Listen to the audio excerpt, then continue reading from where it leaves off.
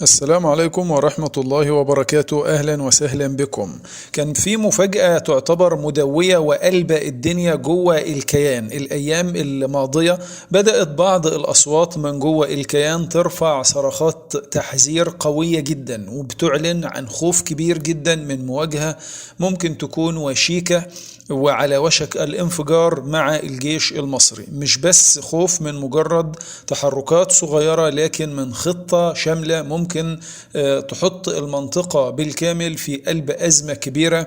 الخبراء العسكريين والاستراتيجيين الإسرائيليين قالوا إن مش وقت الاسترخاء ولا وقت الطمأنينة، بل ده وقت التحضير لرد قوي ومفاجئ لمصر، وده بيتطلب تحركات سياسية وعسكرية استباقية.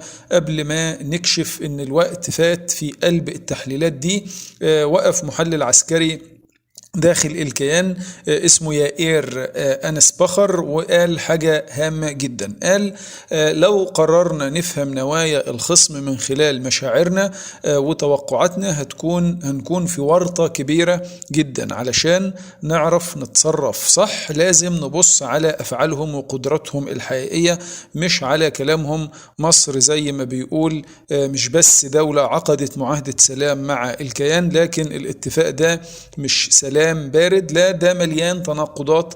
لو بصينا حوالينا في كل الشوارع المصرية على شاشات التلفزيون هنشوف كراهية وتحريض على الكيان في أعلى معدلاتها. ولما بيجي الكلام على اتفاق السلام اللي تم بين الجانبين بنكشف أو بنكتشف إنه مش سهل، وده مش مجرد سلام مكتوب على ورق. اتفاق السلام ده مليان ثغرات كبيرة، والواحدة من أكبر العراقيل اللي كانت مفروضة في معاهدة السلام كانت دخول الجيش المصري لشبه جزيرة سيناء، سواء بنقل قوات أو بنقل أسلحة جديدة متطورة.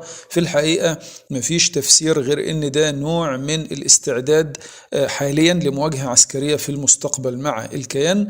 طبعا حتى الآن المفكر الاستراتيجي الإسرائيلي ما خلصش، ده كان مجرد بداية. الكاتب ما اكتفاش بالكلام ده، قال حاجة خطيرة أو في منتهى الخطورة، حاجة أكثر من إثارة مصر. مش بس كانت متورطة في دعم المقاومة الفلسطينية، ده كمان كانت بتساعد في تهريب السلاح للقطاع. ده مش غريب لو فهمنا أن مصر بتعتبر الكيان العدو التقليدي، والمشاركة في إضعاف هذا العدو هو جزء من استراتيجية مصر الكبرى. في رأي الكاتب العبري، اللي حصل في غزة كان مجرد بداية، ومصر مش هتقف عن محاولات زعزعة استقرار الكيان. أما طبعا بالنسبة للقوى العسكرية المصرية فدي نقطة مهمة جدا في هذه القصة. الكيان بيتابع بكل قلق التدريبات العسكرية المصرية، واللي بتظهر فيها دبابات إبرامز الحديثة وأعداد ضخمة جدا من الطيارات الحربية، سواء الرافال الفرنسية أو الإف الأمريكية أو غيرها من السلاح الصيني والروسي الحديث اللي سلح به نفسه الجيش المصري. في حقيقة الوضع القوات الجوية المصرية مش بتنفذ طلعات روتينية فقط، لا دي بتنفذ طلعات هجومية وملاحقات كمان، وبتستخدم طيارات هليكوبتر في المهام الجوية. وطبعا ده بيزيد القلق داخل الكيان. وفي قلب التدريبات دي كانت في رسائل واضحة جدا في الفيديوهات انتشرت حديثا، ظهر فيها الجيش المصري وهو بيعرض القوة العسكرية الضخمة من الدبابات الحديثة الأمريكية وناقلات الجنود المدرعة وطيارات الإف 16 وطيارات هجومية هليكوبتر. ورغم ده كله لا يزال إسرائيل قلقة جدا من هذا التصاعد، لأن ده كله بيأكد أن مصر مش بس بتعمل تطورات في قدراتها العسكرية، لكن كمان بتجهز نفسها لتهديد حقيقي ممكن يصدم الكيان في أي لحظة من اللحظات. من ناحية تانية بيشوف البعض في داخل الكيان أن الجيش المصري مش مجرد جيش ضخم تقليدي، لا ده جيش متطور جدا بيمتلك أسلحة مضادة للطيارات ومركبات مدرعة متطورة وأسطول من الطيارات الحديثة. كل ده بيشكل إسرائيل يعتبر تهديد ضخم في حالة التصعيد ضده. وده مش كل شيء، في تقارير بتقول إن مصر مش بس بتعد نفسها عسكريا للمعركة الكبرى، لكن كمان بتعمل استعراضات عسكرية بشكل علني في كل مكان، وكأنها بتقول للعالم كله إحنا جاهزين. لكن في إسرائيل هل هم فعلا مستعدين لهذا التصدي؟ طبعا التهديد اللي ممكن أو هتقدر أمريكا حليف إسرائيل التقليدي إنها تدخل وتساعد بيه لو اندلعت حرب، يعتبر ده سؤال كبير، لأن الولايات المتحدة ممكن تكون هي نفسها مش قادرة على أنها تقدم المساعدة في الوقت ده لإسرائيل، اللي ممكن تكون في حاجة ليها بسبب انشغال الولايات المتحدة الأمريكية بحروب في شتى بقاع العالم، لعل أبرزها الحرب الروسية الأوكرانية، أو الحرب اللي في جنوب البحر الأحمر، أو الانشغال بكوريا الشمالية. هنا يجي السؤال الأكبر: هل الولايات المتحدة الأمريكية هتكون قادرة على مساعدة إسرائيل؟ هل لو هتواجه إسرائيل تحديات إضافية من دول تانية مثل الصين وروسيا وتركيا، ده ممكن يأخر الدعم الأمريكي للكيان بسبب انشغال الولايات المتحدة الأمريكية بالقوى العظمى دي؟ حتى ده يعني بيخلي إسرائيل أو بيضع إسرائيل في موقف صعب جدا، بجانب كل اللي ذكرناه. في شيء هام جدا وشديد الخطورة، إن التدريبات العسكرية المصرية في 20 عام الأخيرة، واللي بتشمل كل شيء من غارات جوية لحصار بحري، ده كله بيظهر بوضوح إن مصر مش مجرد دولة عندها جيش ضخم، لأ، ده جيش مجهز وقادر على أنه ينفذ عمليات واسعة النطاق بسرعة وفاعلية. لو حصل أي هجوم مفاجئ، ده ممكن يكون بداية لنهاية عصر التفوق العسكري الإسرائيلي. المفاجأة الأكبر كانت في التقرير اللي ذكر أن الجيش المصري بدأ يستعرض آلاف الدبابات الحديثة وناقلات الجند المدرعة والمروحيات الهجومية. مش بس كده، مصر كمان بتهتم بتطوير الدفاعات الجوية، وبالتالي إسرائيل لازم تكون مستعدة في أي وقت، لأن في اللحظة دي إسرائيل هتكون أمام تهديد غير مسبوق. طبعا يعتبر السؤال الأهم: هل مصر بدأت فعلا في الاستعداد للحرب ضد إسرائيل؟ لو ده حقيقي، هل إسرائيل هتقدر ترد على هذا الهجوم بشكل فعال؟ ده يعتبر سؤال كبير جدا، والأيام اللي جاية هتجاوب عليه. لماذا الرئيس المصري عبد الفتاح السيسي مش متحمس لمقابلة الرئيس الأمريكي دونالد ترامب، رغم أن ترامب دعا مصر والأردن لاستقبال أهالي غزة؟ صحيفة وول ستريت جورنال كشفت كواليس القلق المصري والتفاصيل كلها. طبعا تم تفجيرها وفضحها الإعلام في المقابلة اللي تمت في واشنطن بين ترامب والملك الأردني عبد الله، والفضايح اللي أعقبت هذا اللقاء في واشنطن، والغضب الأردني الكبير جدا. وفي النهاية أظهر أن الرئيس السيسي عبد الفتاح المصري عبد الفتاح السيسي كان ليه كل الحق في رفض هذه الزيارة جملة وتفصيلا، ورفضه مناقشة قضية تهجير الفلسطينيين من غزة للأردن ومصر في اللقاء، وبالتالي رفض بشكل قاطع اللقاء.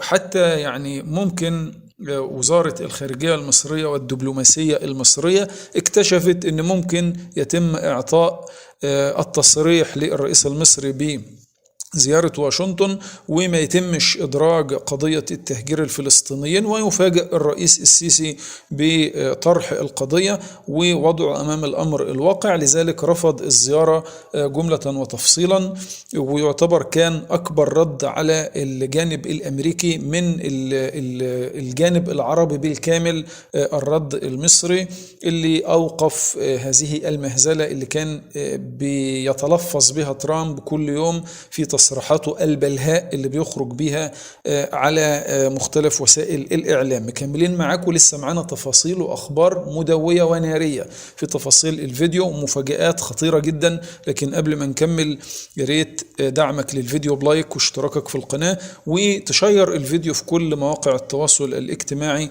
علشان يوصلك كل جديد. بيحصل حاليا في منطقة الشرق الأوسط في مخطط رهيب جدا بيتحضر، تهجير قسري هيحصل، تقسيم جديد للمنطقة، تحركات عسكرية غير مسبوقة وردود فعل عنيفة جدا من الدول العربية خصوصا من المملكة العربية السعودية. هنكشف كل التفاصيل زي المؤامرة اللي شغالة حاليا. ليه العرب قدام اختبار يعتبر تاريخي في الحرب أو الاستسلام؟ هل الرئيس المصري عبد الفتاح السيسي هيقدر يواجه الضغوط؟ هل منطقة الشرق الأوسط كلها بكل الدول العربية الكبرى اللي موجودة فيها هتروح لحرب عالمية شاملة يكون محورها منطقة الشرق الأوسط؟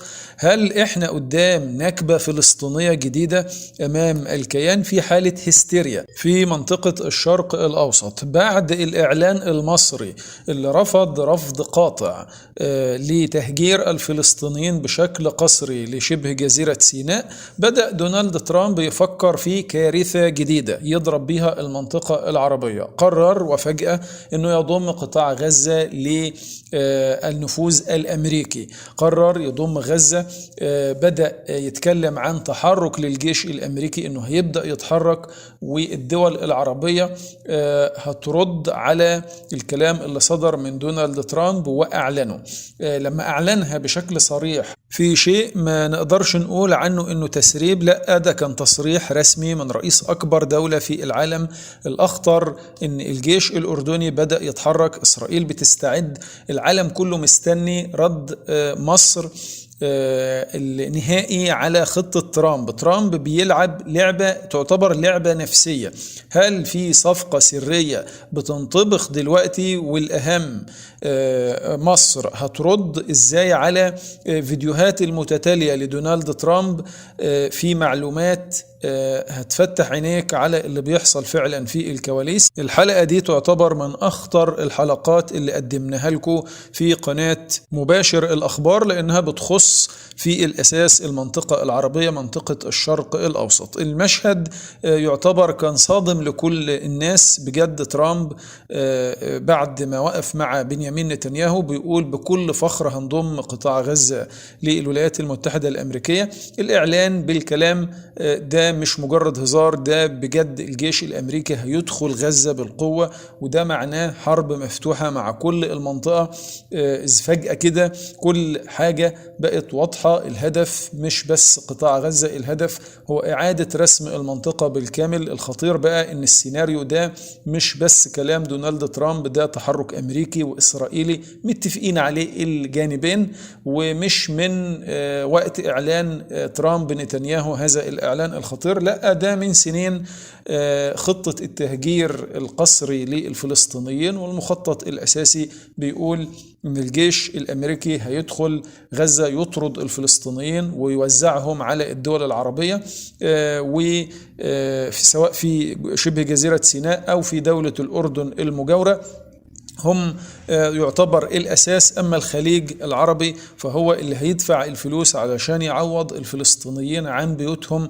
بمعنى تاني غزة هتتمسح من الخريطة وتتحول لمنتجعات ومستعمرات إسرائيلية، وما فيش دولة فلسطينية في الحتة دي تاني. واللي مش عاجبه يشرب من البحر الميت آخر الشارع. السؤال بقى، هل الدول العربية هتوافق على المصيبة دي ولا في تحركات؟ تعتبر مصر أول الرافضين اللي أعلنوا بشكل رسمي رفض الكلام ده وبشكل قاطع، وأعلنت أن أي تهجير للفلسطينيين لشبه جزيرة سيناء بيساوي إعلان حرب. ونفس الكلام حصل في الأردن كمان. الملك عبد الله كان رد فعلا، ورد كان يعتبر أعنف من الجيش الأردني نفسه، أنه بدأ يتحرك وظهر تهديد واضح أن الأردن مش هتقبل بتهجير الفلسطينيين لأراضيها. لكن السؤال الأخطر، هل الدول العربية عندها القدرة فعلا أنها تقف أمام هذا السيناريو. دي طبعا صفقة ترامب الحقيقية مش سهلة. نتنياهو كان قاعد مش مصدق نفسه وعينه باين فيها الفرحة، عينه بتلمع من الفرحة، لأن الموضوع مش بس احتلال غزة، دي بداية إعادة رسم منطقة الشرق الأوسط بالكامل وعلى مزاجه. المخطط بيقول إن الفلسطينيين هينطردوا من قطاع غزة، وأمريكا عايزة الأردن ومصر ياخدوا الناس اللي موجودين في قطاع غزة، والخليج العربي هو اللي يدفع الفاتورة ويدفع الفلوس. يعني فلسطين تتمسح والأرض الفلسطينية تبقى للكيان، وترامب ياخد نوبل للسلام لأنه كده حقق إنجاز عالمي ما حصلش من عشرات السنين، انه يحل القضية الفلسطينية بهذا الحل السحري من وجهة نظره. ترامب مش مجرد شخص بيطلع تصريحات عشوائية، ترامب بيلعب سياسة بذكاء الشياطين. الخطة الحقيقية هي الضغط على المملكة العربية السعودية علشان تطبع مع الكيان من غير ما تطالب بدولة فلسطينية، وده معناه ان القضية الفلسطينية هتتمسح للأبد، وكل ده باستخدام ورقة التهجير، تهديدات عسكرية وابتزاز اقتصادي لكل الدول العربية. هنا بقى عايز أسأل المملكة العربية السعودية كلها يا ريت يردوا في التعليقات، هل السعودية تقبل بالكلام دوت؟ واضح لكل الناس تقريبا، يا السعودية تطبع مع الكيان يا هنضم الضفة ونخلص على أي أمل في وجود دولة فلسطينية. ترامب بيستخدم كل الأسلحة زي ما قلت لك، تهجير الفلسطينيين، الضغط الاقتصادي، التهديد العسكري، كله علشان يحقق التطبيع الإجباري. وبعد ما يتم تحقيق التطبيع الإجباري بين المملكة العربية السعودية ويوقف الصفقة اللي بنتكلم عليها بتهجير سكان قطاع غزة أو الضفة الغربية، يتم بعد التطبيع مع المملكة نرجع لنفس السيناريو مرة جديدة أو مرة أخرى بعد سنتين، بعد 3 سنين، بعد 4 سنين، خلاص تكون السعودية دخلت على الخط بشكل كامل وأصبحت مطبعة مع الكيان، فنرجع تاني لنفس الخطوة السابقة. هي لعبة سياسية قذرة من الولايات المتحدة الأمريكية أو من الكيان الموجود اللي جاسم على منطقة الشرق الأوسط، تهديد العسكري كله علشان يحقق التطبيع الإجباري. مواجهة مصر ترامب في البيت الأبيض، يمكن حصل الحدث المنتظر في البيت الأبيض في بداية أو منتصف الشهر، وكان الحدث الكبير جدا اللي قلب المنطقة بالكامل هو حديثه عن مصر والأردن باستقبال آلاف من سكان قطاع غزة أو الضفة الغربية، وبدأ من هنا وكأنه بيشعل المنطقة بالكامل بالتصريح اللي خرجه واتكلم عن ان الدولتين الأردن ومصر هيقبلوا طواعية أو حتى مش طواعية بشكل مجبرين عليه يقبلوا سكان المنطقة. كل الموضوع وكل السلسلة ممكن ان احنا نوصلها، أو الحلقات نبدأ نفك اللغز بتاعها عند المملكة العربية السعودية. في النهاية المملكة العربية السعودية حتى اللحظة لم يصدر منها أي رد فعل على كلام دونالد ترامب. هل المملكة العربية السعودية تقبل بالتطبيع مع الكيان بعد كل ما يخرج من دونالد ترامب؟ دونالد ترامب كان أيضا مع الأيام الأولى لحكمه كان بيتكلم على أن المملكة العربية السعودية عليها أن تزيد من الاستثمارات في أرض الولايات المتحدة الأمريكية. وصل الكلام يمكن لتريليون دولار من المملكة العربية السعودية، ولم يخرج أيضا رد من المملكة. حابين يعني مشاهدينا الأعزاء اللي بيسمعوا الحلقة الخطيرة جدا دي يشاركونا بالتعليق أسفل الفيديو، سواء كنت من سكان المملكة العربية السعودية أو إنك مواطن عربي أو منشغل بالقضية، قضية الشرق الأوسط عموما. تجاوبنا في التعليق أسفل الفيديو رأيك في خطة دونالد ترامب فيما يخص تهجير سكان الضفة الغربية وقطاع غزة للأردن ومصر، ورأيك في رد فعل المملكة العربية السعودية على ما يحدث من الولايات المتحدة الأمريكية. وصلنا معاكم لنهاية الفيديو. اللي كمل معانا للنهاية يا ريت يشارك الفيديو في كل مواقع التواصل الاجتماعي، ويشارك بالتعليق أسفل الفيديو، وما ينساش اللايك الجميل والاشتراك الأجمل.